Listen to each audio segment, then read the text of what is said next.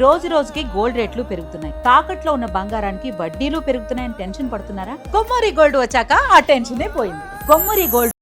జోగి రమేష్ అలాగే వాళ్ళ అబ్బాయి జోగి రాజు వీళ్ళకి సంబంధించి కొన్ని న్యూస్లు గత కొన్ని రోజుల నుంచి కూడా వైరల్ అవ్వడం అయితే జరిగింది. సో ఆ న్యూస్ మనం చూస్తాం. ఇప్పుడు కొత్తగా జోగి రమేష్ అండ్ వాళ్ళ కొడుకు కొన్ని గంటల పాటు బాత్రూమ్ లోనే ఉండిపోతారని చెప్పేసి అటువంటి వార్తలు కొన్ని ప్రచారం చేస్తున్నారు. సో దీంట్లో నిజానిజాలు ఎంత ఉంది, అసలు ఏం జరిగిందో ఒకసారి తెలుసుకునే ప్రయత్నం చేద్దాం. ప్రజెంట్ మనతో పాటు జయదేవ్ గారు సీనియర్ జర్నలిస్ట్ ఉన్నారు, వారిని అడిగి తెలుసుకుందాం. నమస్కారం సార్. నమస్తే అమ్మా. సార్, వాళ్ళ వైఫ్ పడుకునేంత వరకు కూడా ఈయన బాత్రూమ్ లో ఉంటారని చెప్పేసి ఒక వార్త ప్రచారం చేస్తున్నారు. అలాగే వీళ్ళ మతాలకు సంబంధించి ఒక వార్తలు ప్రచారం చేస్తున్నారు. అలా కొన్ని రోజుల నుంచి కూడా వీళ్ళకి సంబంధించి సోషల్ మీడియాలో కావచ్చు ఫుల్ గా ఇటువంటి న్యూస్లు ప్రచారం అయితే అవుతున్నాయి. సో వీటికి సంబంధించి ఏమేమి జరిగాయి సార్? యాక్చువల్గా జోగి రమేష్ గారు అబ్బాయి రాజీవ్, ఆమె ఎవరు మేఘన, భార్యాభర్తల మధ్య జరిగే విషయాలు 4 గోడల మధ్య ఎవరు వాస్తవం ఎవరు అవాస్తవం మనం జస్టిఫై చేయలేం. ఎందుకంటే అబ్బాయికి ఫేవర్ గా ఉండేవాళ్ళు అమ్మాయి గయ్యాలి, అది ఇది అత్తమామను చూసుకోడు పట్టించుకోదు అంటారు. అమ్మాయి వైపు వాళ్ళు అబ్బాయి చేతకానోడు, ఇలాగే పూజకు పనికిరానోడు, లేదంటే తాగుబోతు తిరిగిపోతూ ఇట్లా అంటారు.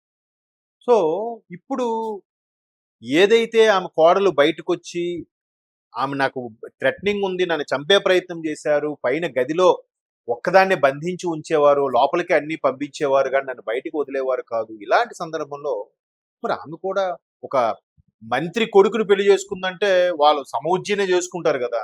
ఏదో లేని వాళ్ళనో లేదంటే ఆదర్శ వివాహం లాగా ఒక అనాథ బిడ్డను తెచ్చి పెళ్లి చేసుకునేంత ఆదర్శ భావజాలాలు లేవు అందులో. ఈ పాత వైకాపా మాజీ మంత్రులు బ్యాచ్ అంతటికి అసలు లేదని ఎందుకు అంటపదం చెప్తున్నాం అంటే వాళ్ళవన్నీ వాళ్ళ మట్టుకు వాళ్ళే తవ్వుకొని బయట తెచ్చుకుంటున్నారు. కూటమి ప్రభుత్వం ఏమీ ప్రయత్నం చేయట్లేదు ఇక్కడ. అది ఇప్పుడు జోగి రమేష్ గారు వ్యవహారం ఏంటంటే పావలాకు 5 రూపాయల పర్ఫార్మెన్స్. ఇప్పుడు కూటమి అది వాళ్ళ గవర్నమెంట్ ఉన్నప్పుడు టీడీపీ ఆఫీస్ మీద దాడి చేసి రారా బయటికి నీ అంతు చూస్తా, ఏంటది సినిమానా? తర్వాత పవన్ కళ్యాణ్ గారిని ఓ పిచ్చి కుక్క, ఏంటది చూడండి. అంటే మీ వైపు ఇన్ని డాషులు ఉంచుకొని జల్లెడిలాగా ముట్టంతా కన్నాలు ఉంచుకొని మీరు ఇంత పెర్ఫార్మ్ ఎలా చేశారా? ఎప్పుడో ఒక రోజు పాపం పండి బయటకు వస్తాయి కదా ఇవన్నీ. సో అందుకు ఇప్పుడు ట్రోల్స్ జరుగుతున్నాయి. నిజంగా 4 గోడల మధ్యన జరిగింది భార్యాభర్తల మధ్య అంటే చాలా మంది ఇళ్లలో ఈ మధ్యకాలంలో జరుగుతున్నాయి. విడాకులని కానీ నచ్చకపోతే విడిపోవడాలని కానీ. ఎందుకంటే పెద్ద పెద్ద సీనియర్లు AR Rahman, hero Dhanush, hero Jayam Ravi, ఇట్లాంటి పెద్ద పెద్ద వాళ్ళకే సెలబ్రిటీలకే అవుతున్నారు కానీ సామాన్యులకి ఎందుకు ఉండదు? కానీ సెలబ్రిటీలు అంటే చెప్పుకుంటాం, మనం చెప్పుకోం. సో ఇట్లాంటివి ఎప్పుడైతే బయటకు వచ్చాయో అందరూ ఒరే ఇన్ని పొగబుర్లు ఆడేవు కదరా నువ్వు, ఇప్పుడు ఏం చేస్తున్నావురా అనేలాగా కింద కామెంట్స్ చూడండి మీరు ఆ వీడియో. ఆల్రెడీ పూజకు పనికిరాని పువ్వు అనేడు. ఎందుకంటే ఆయన ఆ అమ్మాయి సేఫ్టీ కోసమో లేదంటే ఈ కుటుంబ సభ్యులకి తెలియజెప్పడం కోసమో ప్రతి చిన్నవి కూడా వీడియోలు తీసి పెట్టేసేదట. ఆ వీడియోలు ఒక 20 పైచీలకు మేజర్ వీడియోలు ఉన్నాయంట. మనకు తెలిసి ఇంకా అమ్మాయి కుటుంబ సభ్యులకి ఇంకెన్ని పెట్టిందో. ఇక్కడ కుటుంబ సభ్యులు ఎవరు మాట్లాడట్లేదు చూసారా, ఆ అమ్మాయి మాట్లాడుతుంది. పెద్ద మనుషుల సమక్షంలో ఏదైతే మాట్లాడి సెటిల్మెంట్ చేసుకోవడానికి వచ్చిందో అందులో కూడా ఆయన ఏమి ఒప్పుకున్నాడు, ఫిజికల్ గా కూడా నేను ఆయన ఏమి చేయలేదు అని. సో ఇప్పుడు ఆమె షేర్ చేసిన వీడియోలో చూస్తే ఫస్ట్ థింగ్, వీళ్ళు అసలు హిందువులు కాదు, మాకు హిందువులు అని చెప్పే పెళ్లి చేసుకున్నారు అంటే మోసం చేసినట్టు. అక్కడ మతం మారడమో మీకు నచ్చిన దేవుని దండం పెట్టుకోవడమో తప్పు కాదు. ఇప్పుడు సోకాల్డ్ కొంతమంది సీనియర్ అనలిస్టులు చెప్తుంటారులే, ఉన్నారు పేర్లు అనవసరం, మతం భారత రాజ్యాంగం ఇచ్చిన స్వేచ్ఛ, నువ్వెవరు అని మాట్లాడుతున్నారు కొంతమంది. నిజమే, కానీ ఒకరి ఇష్టాన్ని కాదని మీరు ఎలాగ మోసం చేసుకుంటారు? అంతే కదా. అంటే వాళ్ళకి ఆ ఫీలింగ్, నేను సనాతన ధర్మం పాటించేవాడిని చేసుకుంటాను అనుకోవచ్చు. ఎందుకంటే ఎప్పుడైనా సరే ప్రేమ వివాహాలైనా కూడా చాలా మంది విడిపోవడానికి కారణం ఏంటో తెలుసా? ఆచార వ్యవహారాలు కలవకపోవడం. ముందు ప్రేమ వివాహం లేదు అంటే నాకు ఇష్టమైనది చేసుకుంటారు, తీరా చేసుకుని అక్కడికి వెళ్ళిన తర్వాత మీ మమ్మీ మీ అమ్మ నాకు ఇలా చేయమంటున్నారు, నాకు అది నచ్చదు కదా, మరి ముందు తెలీదా? ముందు నీకు తెలవదా? నీ మతం కాదు, నీ కులం కాదో, లేదా నీ ఆచార వ్యవహారాలు కాదో నీకు ముందు తెలీదా? అవన్నీ కాంప్రమైజ్ అయ్యే కదా నువ్వు అత్తవారింట్లో అడుగు పెట్టావు, ఇష్టపడి లవ్ చేసుకొని. ఇప్పుడు నేను కుదరదు, నాకు అవన్నీ చేయమంటున్నారు. దానివల్ల విడిపోతున్నారు. ఒక దగ్గర ఒక ప్రాంతం వాళ్ళు, ఒక సాంప్రదాయబద్ధంగా ఉన్న వాళ్ళు ఎందుకు ప్రిఫర్ చేస్తారంటే ఇందుకే ఇంట్లో తల్లి చేసే ఆచార వ్యవహారాలే అత్తోరింటికి వెళ్తే అత్త కూడా చేస్తుంది అనుకో, ఈమెకి ఇబ్బంది ఉండదు. ఇక్కడ తల్లి చేసేవి కంప్లీట్ వేరు, అక్కడ అత్త చేసేది కంప్లీట్ వేరు అయితే ఎలా ఉంటది? ఆచార వ్యవహారాలు ఇప్పుడు బద్ధకం. ఇప్పుడు ఇవాళ రేపు అమ్మాయిలు చాలా చాలా మంది అమ్మాయిలు, అందరినీ కాదు, అసలు గాజులు వేసుకుంటున్నారా, బొట్టు పెట్టుకుంటున్నారా, చెవిలో నేను పెట్టుకుంటున్నారా, ఏ సింపుల్గా డిజిటల్ వాచ్ స్టైల్, బొట్టు కూడా కనీ కనబడినట్టు చిన్నది. సరే వాళ్ళ ఇష్టం కాదంటారు. అంటే ఇలాంటి ఆచార వ్యవహారాల వల్లే అక్కడ డిస్ప్యూట్ వస్తాయి. సరే వచ్చాయి, ఈమె ప్రతిదీ వీడియో తీసి పెట్టుకుంటుంది. ఒక దగ్గర వాళ్ళు యేసుక్రీస్తు సంబంధించిన వీడియో ప్లే చేసి తలకు చుట్టుకొని ప్రార్థన చేసుకుంటుందట. ఆ వీడియో ఇప్పుడు లీక్ అయింది. అంతకుముందు ఇదే జోగి రమేష్ ఒక ప్రార్థన చేస్తున్నట్టుగా ఒక వీడియో వచ్చింది. వచ్చినప్పుడు ఏమైంది, ఓహో వైకాపాలో మంత్రి పదవి కావాలంటే, వైకాపాలో అధిష్టానం మెప్పు పొందాలంటే, వైకాపాలో అన్న జగన్మోహన్ రెడ్డి గారి కళ్ళల్లో ఆనందం చూడాలంటే ఒకటి క్రిస్టియానిటీలో ఉండాలి, రెండవది చంద్రబాబు నాయుడు గారిని తిట్టాలి. ఫిక్స్ ఇది. అంతెందుకు మన కొడాల నాని గారు కూడా ఎక్కడో ఒక నది స్నానంకి వెళ్ళిసారు, ఆయన మెడలో సిలువ ఉంది, ఒక వీడియో వచ్చింది. మరి అది ఏ మార్ఫింగో నిజంగా ఉన్నదో మనకు తెలియదు. చూసారా ఎంతమంది? వీళ్ళందరూ మళ్ళీ ఉదయనిధి స్టాలిన్ బ్యాచ్ అనమాట. ఉదయనిధి స్టాలిన్ ఏమంటాడు, సనాతన ధర్మం ఒక వైరస్ అంటాడు.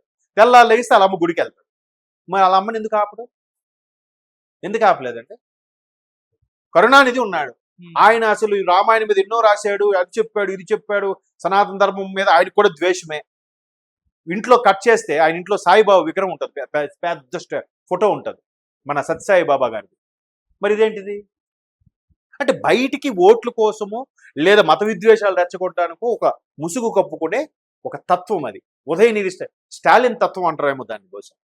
అదే ఇక్కడ ఫాలో అవుతున్నారు, జగన్ తత్వం ఇక్కడ. మరి ఇదే జగన్మోహన్ రెడ్డి గారు 2019 ఎన్నిక నుండి మళ్ళీ మతం మారినట్టుగా, ఆయన ఎవరు శారదాపీఠం ఏదో సరస్వతి, ఆయన చేతుల మీదుగా మతం మారినట్టు ఇవన్నీ చూసాం కదా. సో ఇవన్నీ బయటకు వస్తున్నాయి. ఎవరైతే జగన్మోహన్ రెడ్డి గారి కళ్ళల్లో ఆనందం కోసం నోటుకొచ్చినట్టు మాట్లాడి పిచ్చి కుక్క ఆటగాడిదా అని ఏవేవో మాట్లాడారో వాళ్ళందరూ ఒకే క్రిస్టియానిటీ.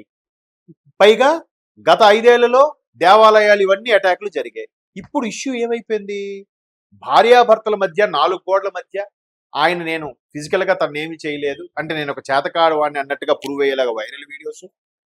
మరోవైపు వాళ్ళు క్రిస్టియానిటీ, మరోవైపు పెద్ద మనుషుల ఒప్పందంలో అమ్మాయితో ఇంకో వీడియో కూడా పెట్టింది. ఏంటది, నన్ను ఎక్కడైతే బదనాం చేశారో, నన్ను చంపాలని ప్రయత్నించారో ఇవన్నీ తప్పులని మీరు మీడియా సమక్షంలో ఒప్పుకుంటే నేను నా బతుకు నేను బతుకుతాను, మీ బతుకు మీరు బతకండి అని చెప్పింది కదా అమ్మాయి. ఇన్ని వీడియోలు బయటకు వస్తున్నప్పుడు మొత్తం ఏమవుతుంది, వీళ్ళ ఇంటి కుటుంబ వ్యవహారం అంతా పార్టీ వ్యవహారం అయిపోయింది. పార్టీ వ్యవహారం అంతా జగన్మోహన్ రెడ్డి గారి వరకు వెళ్ళిపోతుంది.